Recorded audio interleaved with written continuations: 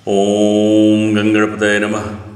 गुरुर्ब्रह्मा गुरुर्विष्णु गुरुदेव महेश्वर गुरु साक्षात् परब्रह्म तस्मै श्री गुरुवे नमः।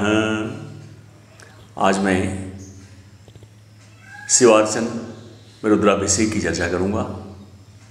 रुद्राभिषेक आप सब लोग करते हैं और शिव आराधना का यह एक बहुत सरल और बहुत उत्तम उपाय है।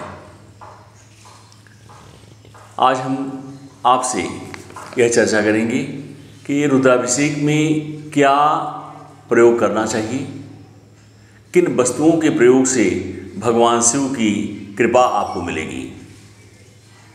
सर्वप्रथम तो आप यह जान लीजिए, यदि आप घर पर अभिषेक कर रहे हैं, रुद्राभिषेक कर रहे हैं, तो पार्थिव लिंग बनाकर अभिषेक करना सर्वोत्तम होता है। श्रावण मास या पुरुषोत्तम मास में अभिषेक करने पर यह जानने की आवश्यकता नहीं होती कि कब करना चाहिए। किसी भी दिन श्रावण मास में या पुरुषोत्तम मास में किसी भी दिन आप अभिषेक कर सकते हैं शिव कृपा की प्राप्ति हेतु। किंतु और दिनों में यदि आपको रुद्राभिषेक करना है तो ज्योतिष या पंचांग के द्वारा यह देखना होता है कि शिव वास है या नहीं है। जिस दिन शिववास हो उसी दिन रुद्राभिषेक करना जो है अच्छा माना जाता है। किंतु यदि किसी आप शिव मंदिर में कर रहे हैं तो वहाँ भी रुद्राभिषेक आप किसी दिन कर सकते हैं, हमेशा प्रशस्त है। अब आइए चर्चा करते हैं कैसे किया जाए।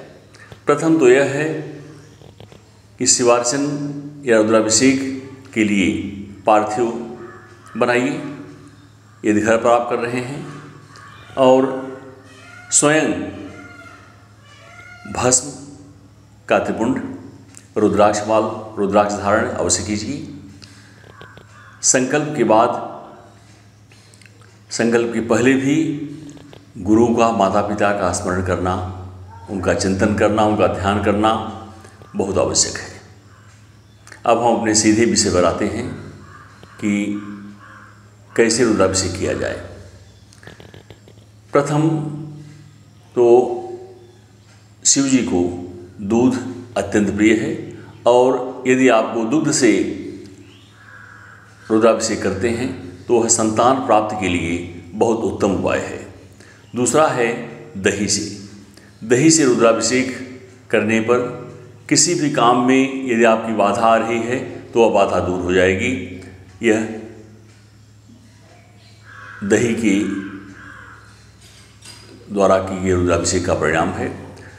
शहद से रुद्राभिषेक करने पर आपको हमेशा सम्मान मिलेगा और आपके कार्य भी पूर्ण होंगे। चौथा है इत्र से। इत्र से अभिषेक करने पर मानसिक बीमारी, तनाव, अनिद्रा यह दूर हो जाती है और हृदय में शांति उत्पन्न होती है। घी से अभिषेक करने पर अच्छी सेहत और बीमारी से मुक्ति दोनों चीज़ मिलती है। गंगाजल से अभिषेक करने पर हर प्रकार की मनोकामनाएं पूर्ण हो जाती हैं और मोक्ष की प्राप्ति होती है। पंचामृत से अभिषेक करने पर अभिषेक करने वाले जातक की सभी इच्छाएं पूर्ण हो जाती हैं। गन्ने का रस, इससे अभिषेक करने पर धन की समस्या दूर होती है और शुभ फल प्राप्त होता है। सरसों का तेल से भी अभिषेक किया जाता है, किंतु इस विषय में मेरा निवेदन रहेगा, यदि बहुत आवश्यक हो तो ही यह करें। इससे सन की अशुभ दशा में परिवर्तन होता है और सत्य पराजित होते हैं। किंतु इस अभिषेक के बारे में मैं यह कहूँगा कि अपने गुरुजनों से विचार करने के बाद ही आप कीजिए। और जल से अभिषेक करने पर भगवान शिव की प्रसन्नता प्राप्त होती है। जल में कुश मिलाकर कुशोदक से अभिषेक करने पर हमेशा कुशलता छाई रहती है, स्वास्थ्य उत्तम रहता है। अब हम आते हैं अन्न पर। काला तिल, यद्यपि इसकी गणना अन्न में नहीं की जाती, काला तिल से अभिषेक करने पर, काला तिल लक्ष्मी जी को बहुत प्रिय है, इसलिए काले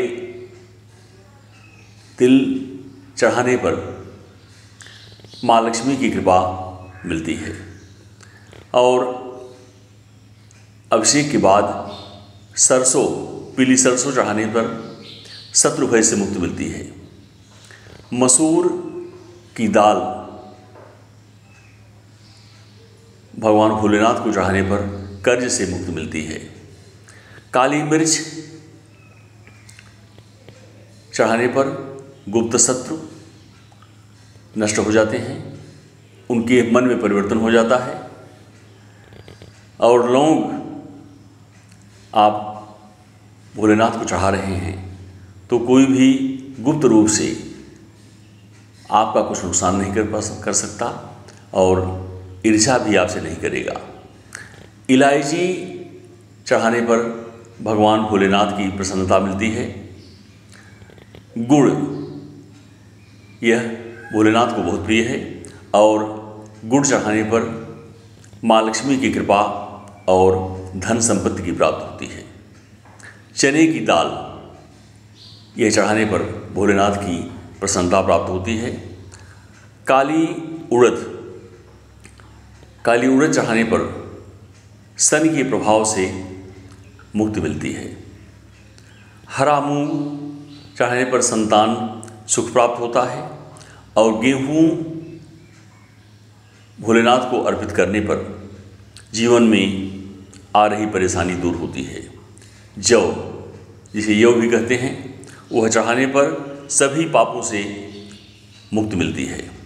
कमलगट्टा, यह चढ़ाने पर माँ लक्ष्मी की कृपा प्राप्त होती है, क्योंकि कमल के फूल से ही कमलगट्टा बनता है, इसलिए कमलगट्टा चढ़ाने पर माँ लक्ष्मी की कृपा मिलती है। और कमलगट्टा चढ़ाने पर आप एक बात यह ध्यान रखिए कि श्री सूक्त की 16 श्लोकों के साथ एक एक श्लोक पर का पाठ करके आप कमलगट्टा भगवान शिव को चढ़ाइए तो माँ लक्ष्मी की विशेष कृपा आपको मिलेगी। यह बात हो गई कैसे अभिषेक किया जाए और अभिषेक के बाद हम क्या अर्पित करें, इन बातों का आप ध्यान रखिए।